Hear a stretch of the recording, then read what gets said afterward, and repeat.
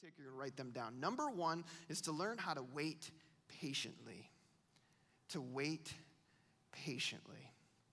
I thought about this as I was preparing for this message, and I realized I need to invite someone to the stage who has modeled this in my life, someone who has redeemed and bought back the season of singleness. And so I want you to welcome to the stage Pastor Ben Framstead this morning, who's going to share a little bit of his story on his season of singleness. Let's give it up for Ben.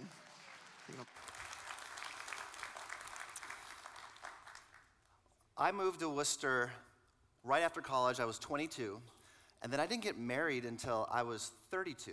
So I really spent a decade being a bachelor, and I was so single. Some of you knew, right? In fact, I was so single, this is what I want to do. I want to do some crowd participation. I'm going to say, I was so single, and then I need you to call back to me, how single were you, Ben? All right? And especially if you're watching in another venue, I need you to do this too, because frankly, there are some of you that nearly held a prayer meeting so that I would find a wife. So I need your help here. I was so single that my coworker submitted my name to the most eligible bachelor contest of Wayne County without telling me. Found out later when they called me. I was so single that I won that contest. And then I had older women on Facebook hitting on me. So hashtag thank the Lord for privacy settings. I was so single that a family member sent me an ebook called A Guy's Guide to Marrying Well. That's a true story. True story. Hint, hint, right? So I was that guy, but it really wasn't bad at first. And if you're single in your 20s, you probably can relate to this. My social life looked a lot like this. A lot of single people hanging out, having a good time, and that one weird guy who got married early in life and just moved on with life, you know? But as time went on, that's how it looked. That's how it looked. You know, it felt like the world was moving on while I was stuck. Now, one of the pieces of advice that well-meaning married couples and people would share with me to encourage me was this.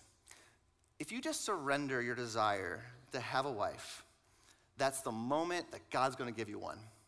Well, married people and single people, let me tell you this, it's not true. It's not true. If that were true, I've been married a long time ago. The Bible never says that God promises us a spouse. But you know what it does say? It says that his heart for you is good. It tells us that he thought of us before the creation of the universe. It says that he's created us for his purposes. And if you're a child of God, well, then he works everything, the good things and your disappointments, for your good. You can trust him. God has not promised us spouses, or did not promise me a spouse. It was way better than that. You know, John, in his account of Jesus' life, quoted Jesus saying, "The thief comes only to steal, kill, and destroy. I came that they may have life and have it abundantly." Jesus came to give abundant life. He didn't come to give abundant life to only married people. He came to give abundant life to all people, regardless of your season. So I had to learn a few things. I had to learn to not view my season of singleness like it was a desert wasteland that I had to get out of, but rather an oasis of blessing that God wanted to bring into my life in that season. And I learned eventually to pray something along these lines when I would periodically go on dates. I would pray something like this: Lord, please don't let me cut short the season I'm in if you want to use it for me, to work in me. But at the same time, don't let me stiff arm or reject the next season you're inviting me into, or reject the person that you might be giving to me as a gift. Give me wisdom here. And that's how I entered into a lot of dates, you know? So the thing that I had to come to grips with was that I needed to leverage my singleness. I needed to leverage the season that I was in so that if I reached my deathbed without having gotten married, I would be proud of the life that I lived, that I had poured out my life for others just like Jesus had poured his life out for me. If you're single today, sitting in the room or in our other venues, I have to tell you, you might feel like you're wasting your time being single, but God is not wasting your singleness. He's working for you, and your life can bear abundant fruit when you place it in his hands. Jesus said this as he taught people on the side of a mountaintop. He said, you're blessed when you're content with just who you are, no more, no less. That's the moment you find yourselves proud owners of everything that can't be bought. You know, that's true. You know why I know that? Because I experienced it. So I just have a few things that I want to encourage you. If you're single today, I want to encourage you in a few things to try. Number one, serve your heart out. Serve your heart out. It's so easy sometimes when we're single to look inward, but when we look outward, that's when we find the most fulfillment. So mentor a student and serve at the Salvation Army and show random acts of kindness to your neighborhood. And heck, we need single people in our nurseries rocking babies. Show love to Wayne County and get plugged in at Grace. Serve your heart out. Number two, deepen your relationships. We all need to forge strong bonds, and so do you. And so forge strong bonds not just with people who are single, but with people in every season. And that can be hard, and I know how that is, because I was in a Grace group full of married people, and then all of a sudden they all got pregnant. So we had married people and babies and Ben.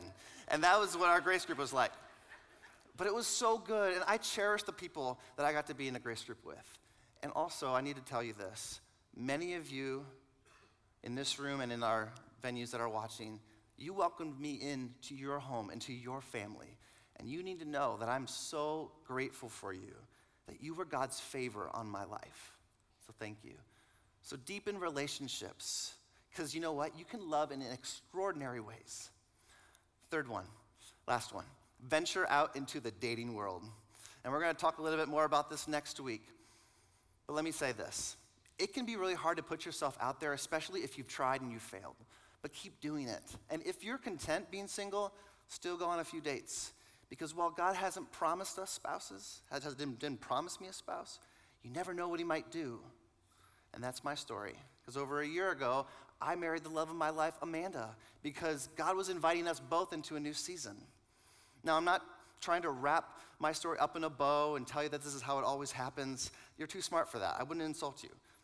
But what I want to say is, the point of it is that I'm so glad that I leveraged the season of singleness when I was in it, because through it, that's where I got to experience the abundant life that Jesus has for all of us. So thank you.